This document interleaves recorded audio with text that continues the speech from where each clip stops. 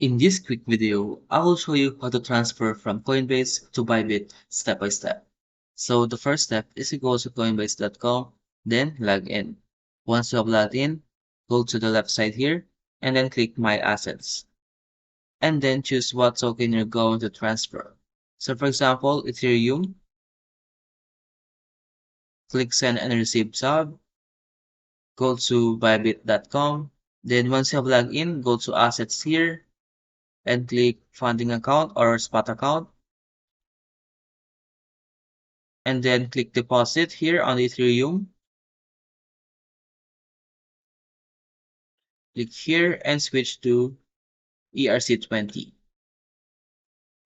Click acknowledge, copy the address, go to coinbase.com, paste the address here, click here, and type the amount of Ethereum you want to send.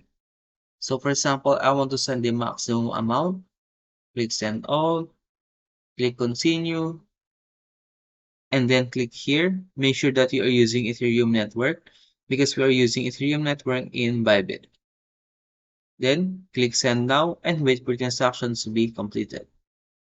Once the transaction has been completed, go to Bybit here and check if you have received the Ethereum in your Bybit account.